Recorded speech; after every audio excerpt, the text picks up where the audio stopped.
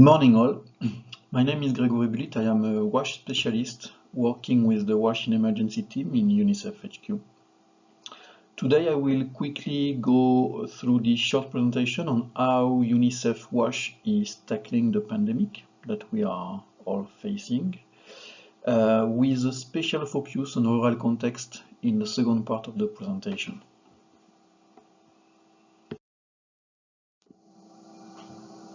As UNICEF WASH, we have two main objectives. We want to contribute to reduce the exposure to the disease, both in household and community settings. So it means that we need to ensure that communities and families have access to supplies, services, knowledge regarding personal and interpersonal hygiene, as well as environmental cleaning practices, and these also apply to public spaces. We also want to mitigate the secondary impact of the outbreak and the secondary impact of the response to the outbreak, especially on WASH services. It means that we want to ensure WASH services continuity, and for this we need to monitor it and we need to support service providers to ensure that services are continuously delivered, and so to also reduce the risk of other infectious diseases in communities. Of course, the content of the actions in each country and in each particular regions will be different, will always depend on the local epidemiology, on Ministry of Health strategy, on the sharing of roles between health, RCC and WASH actors. So interventions need to be tailored to context, which also includes being able to adapt these interventions to the rural world, to the rural realities. In order to better adapt the strategy to rural context, we can look at some main socio-economic vulnerabilities to the disease. We can highlight a few of them, like the high population density, which explain why most of the attention so far has been focused on cities. But then when looking at other vulnerabilities, we see that they often apply to rural context, like poverty, precarious housing, including sharing toilets, or limited access to water, and not only in terms of quality, but also in terms of quantity, when people need to go far to fetch water, are all to some extent risk factors. This can also include limited access to information when people live in very remote areas, or access to poor health services, which might result in high mortality if the disease hits those areas. And finally, we can also mention those rural areas in the outskirts of cities, which might be particularly exposed as they continue to supply cities with people moving in and out.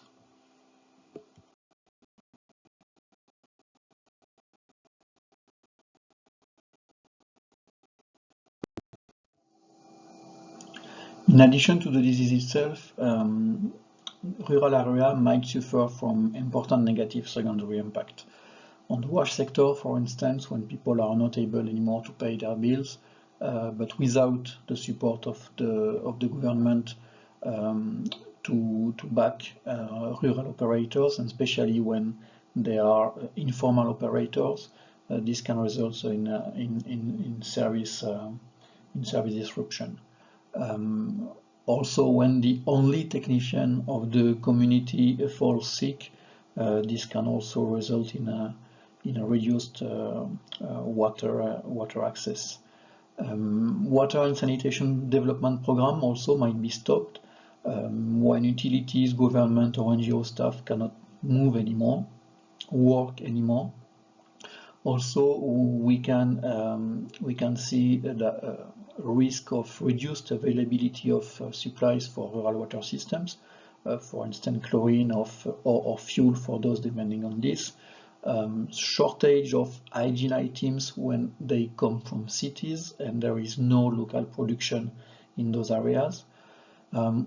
We might also see an influx of persons coming from cities, which may increase the water and hygiene demand, or increase toilet sharing or open defecation. And obviously, it's not always possible to apply WHO recommendation.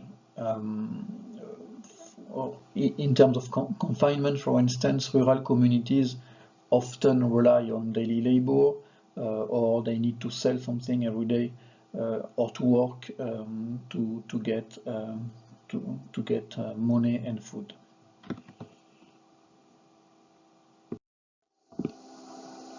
The situation, however, offers a number of opportunities.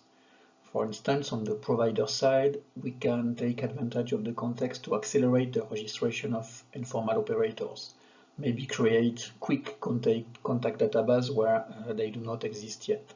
We can support rural operators, providing them with PPE training, training them on operational modalities in the context of COVID. We can and we need to adapt our risk communication and community engagement strategy.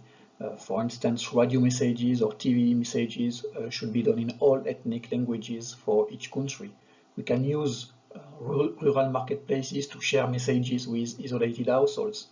We need to engage more and maybe better with religious leaders, communities leaders, influencers, women groups, farmer associations, so that they contribute to disseminate the messages. We can support the supply chain to rural areas, ensuring that WASH IPC essential items reach those areas. If not, we can also alternatively support women association or other type of association to support the local production of essential items such as soap, masks, or hand washing systems. We can also identify food vendors or any type of vendors moving back and forth to cities to provide them with masks and sanitizer information on preventive measures.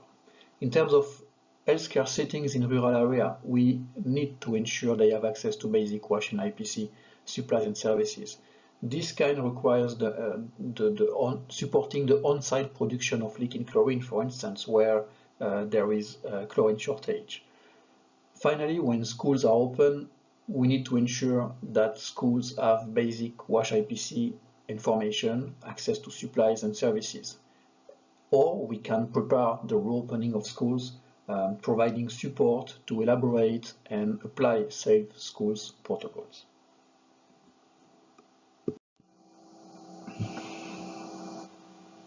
To conclude, you will find here a list of technical notes, websites, and also an update on 3 upcoming documents which will be available soon. That's all from my side. Thank you very much, and looking forward contributing to the discussion.